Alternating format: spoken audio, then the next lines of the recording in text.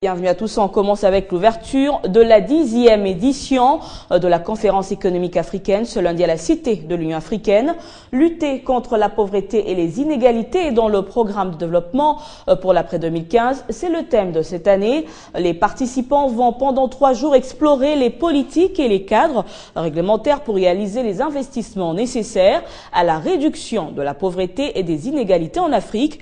Et c'est le président du Sénat, Léon Kingwa-Dodo, qui a ouvert les travaux au nom du chef de l'État. 10e conférence économique africaine, c'est ici que les éminents personnalités experts de 4 coins du continent et d'ailleurs se sont fixés rendez-vous pour le développement de l'Afrique. Pauvreté et inégalité, 2 grandes préoccupations à la une de cette conférence et qui interpellent le continent noir pour son développement.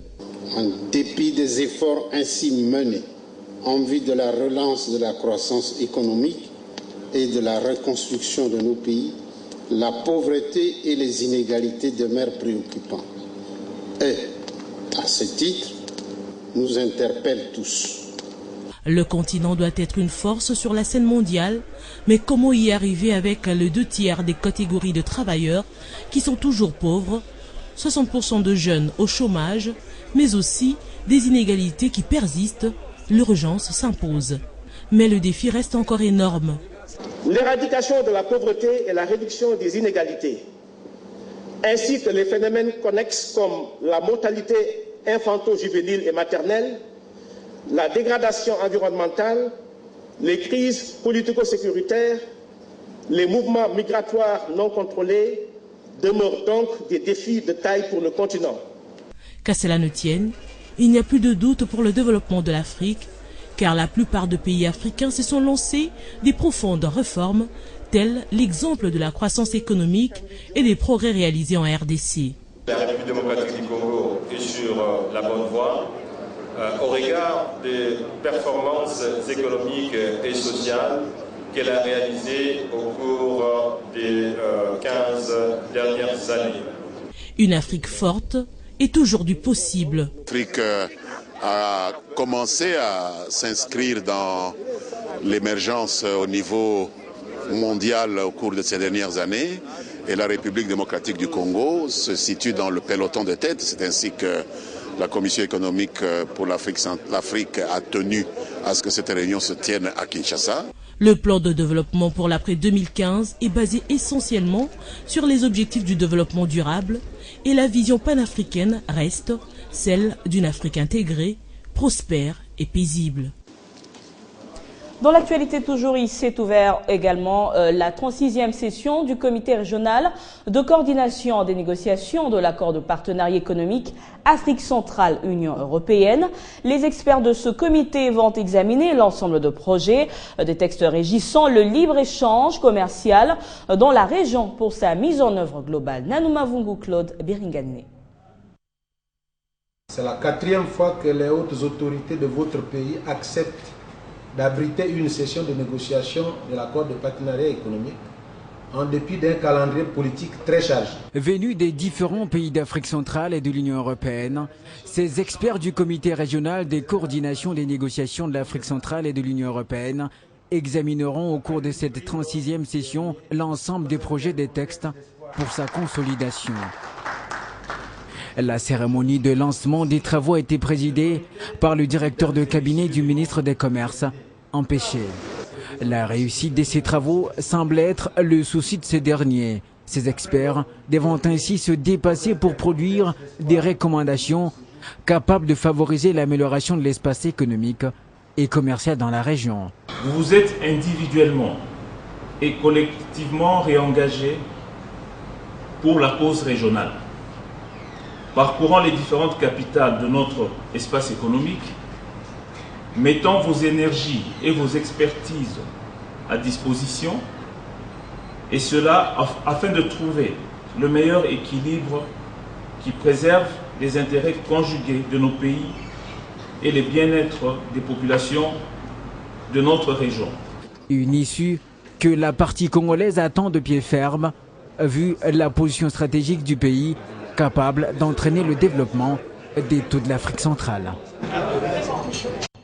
Adoption internationale, je vous le disais en titre, Kinshasa libère 72 enfants adoptés par des familles américaines, italiennes, belges, canadiennes, allemandes, françaises, néerlandaises et suisses.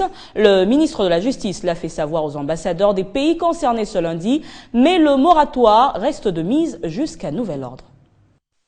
Cette réunion dure un peu plus d'1 heure, mais nous n'avons que quelques petites minutes pour la couvrir avant le huis clos. Et à la fin, le ministre de la Justice annonce. Nous avons considéré qu'il y avait 69 cas qui peuvent être libérés immédiatement. Ces 69 cas concernent 8 pays. Pour les États-Unis, 14 enfants. Pour l'Italie, 10. Pour la Belgique, 12. Pour le Canada, 10. Pour l'Allemagne, 1. Pour la France, 10. Pour les Pays-Bas, 11. Et pour la Suisse, 1. Nous avons également autorisé la sortie des 3 enfants atteints de maladies graves et qui ont été adoptés, un par la Suisse, un par la France et un par l'Allemagne. Le départ imminent de ces 72 enfants coïncide avec la suspension des travaux de la commission interministérielle sur l'adoption.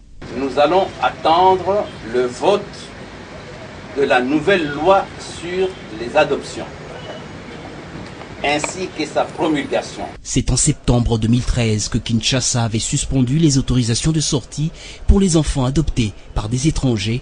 Les informations recoupées indiquaient que ces petits Congolais étaient soit maltraités, soit transférés à des couples homosexuels, ce qu'interdit la loi congolaise. À la vice-primature de l'emploi, travail, prévoyance sociale, Willy Makiachi s'est entretenu avec Tim Tebeila, directeur général de la société d'assurance sud-africaine, groupe Life Sekoko. Eh bien, cette entreprise d'assurance sud-africaine qui a 120 ans d'expérience compte investir en RDC, d'où cette rencontre pour obtenir une licence d'exploitation. Grâce Salambo. C'est le 14 janvier dernier que la loi portant code des assurances a été adoptée à l'Assemblée nationale après harmonisation de divergences entre les deux chambres du Parlement. Le secteur des assurances, dont le monopole était assuré par la Société nationale d'assurance, a été libéralisé. C'est ce qui a motivé la société d'assurance sud-africaine Life Sekoko, qui compte s'installer en RDC. Le sujet était au centre de discussion ce lundi entre le vice-premier ministre, ministre de l'Emploi, Travail et Prévoyance sociale Willy Makiachi et le responsable de cette entreprise sud-africaine, Tim Tebeila, accompagné de ses collaborateurs. We have had a wonderful and very fruitful meeting. Nous sommes très contents pour avoir la conférence avec le vice-premier ministre, puisqu'il y a eu la libération de la loi pour que les compagnies privées de l'assurance pour venir ici à RDC pour bénéficier de la communauté du Congo. Nous sommes très prêts pour commencer, même aujourd'hui. Donc selon la loi, on a dit qu'à partir de l'année prochaine, au mois de mars, le 16, c'est alors que la loi doit être libérée et commencer. When they will start with the project. La société sud-africaine Sekoko Life est spécialisée en assurance vie. En RDC, elle compte s'occuper des retraités de la fonction publique. Autre chose, lancement des travaux d'asphaltage de la route nationale numéro 17, Lufu-Songololo. 15 km seront asphaltés par 60 ouvriers, dont 10 Chinois pour une durée de 6 mois. Des travaux qui seront financés sur fond de péage à hauteur de 29 millions de dollars américains. C'est une foule en liesse qui s'est massée sur la nationale numéro 1 pour le début d'asphaltage de la route Songololo au Congo central jusqu'à Lufu, province de Dozaïr en Angola. Vêtu en chemise bleu ciel, estampillé d'une photo de Joseph Kabila, initiateur de la révolution de la modernité, Jacques Mbadou sur un tracteur lance le début des travaux. La construction de cette route Songololo-Lufu, longue de 17 km, ouvre davantage la RDC sur l'Afrique australe pour une intégration à la SADC, parce que désormais il sera possible par route de faire Kinshasa, Songololo, Lufu Luanda, Windhoek, jusqu'en Afrique du Sud. C'est une route frontalière, la route angolaise qui va jusqu'à vers Luanda. Donc, sous cet angle, cette route relie la province du Congo central jusqu'en Afrique australe, parce que la route ici que nous allons construire peut vous amener jusqu'en Afrique centrale en passant par Luanda, Windhoek et Jobour. Longue de 15 km et 17 mètres de large. Une route très très importante. Une route également à vocation économique et commerciale, et ça vous le savez très bien. C'est pour cette raison que le gouvernement provincial du Congo central a signé ce contrat avec un concessionnaire, Sopeco. Des travaux qui vont consister à la construction de cette route Lufu jusqu'à la nationale numéro 1 en RDC, en 4 bandes, 2 allées et 2 en retour, d'une largeur de 17 mètres. Également la construction du poste de passage avec un guichet unique. La construction d'un parking moderne d'une grande capacité et un marché moderne du côté de la RDC. Transport aérien, la nouvelle compagnie nationale Congo Airways poursuit sa conquête du ciel congolais. Après Lubumbashi très récemment, Congo Airways a inauguré depuis hier la ligne Goma pour ses vols commerciaux dans un vol en aller et retour. Ce vol qui a pris en aller comme en retour près de 120 passagers s'est passé dans les meilleures conditions. Regardez. Congo Airways prend de plus en plus de longs vols sur le ciel congolais. 11 jours seulement après avoir lancé des vols commerciaux sur la ligne Kinshasa-Lubumbashi, la compagnie a inauguré une nouvelle ligne vers Goma. Parti avec 120 passagers à bord, le vol Kinshasa-Goma a été un franc succès, confirmation du directeur général adjoint de la compagnie. Nous avons eu donc un vol plein à 70%. Donc pour un premier vol, c'est assez remarquable. Et je crois que les passagers que nous avons interviewés, j'ai fait moi-même partie de ce vol, j'ai fait ce premier vol aller-retour, donc j'ai eu l'occasion de parler avec l'ensemble des passagers, je crois qu'ils étaient très satisfaits. Dans les tout prochains jours, la compagnie nationale projette de multiplier des vols à destination de Goma. Plus encore, elle annonce l'ouverture des vols vers Kindu et Kisangani.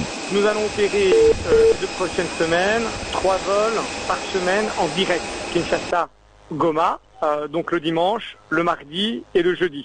D'accord. Ensuite, nous allons ouvrir très prochainement les destinations de Kisangani et Kindu. Et donc, nous allons également faire des vols indirects sur Goma via Kisangani et Kindu.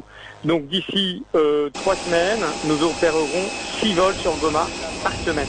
Concernant la tarification, Congo Airways rassure ses clients, les prix des vols restent conformes à la réglementation en vigueur. On est à $260, toutes taxes comprises. Donc, ça correspond au tarif plancher autorisé par réglementation. Vous le savez sans doute, les prix sont aujourd'hui régulés par le ministère de l'économie entre 13 centimes du kilomètre et par passager à 25 centimes. Nous avons établi nos prix sur le plus bas que nous autorise la réglementation, c'est-à-dire 13 centimes du kilomètre, ce qui se traduit en $260, toutes taxes incluses. Congo Airways s'est donné comme objectif d'essillonner toutes les grandes villes du pays dans un laps de temps. Le directeur général adjoint de Congo Airways a également rassuré tous les passagers que les 2 appareils achetés par le gouvernement sont assurés et techniquement en bon état. Ils disposent encore de 18 ans pour voler sans problème.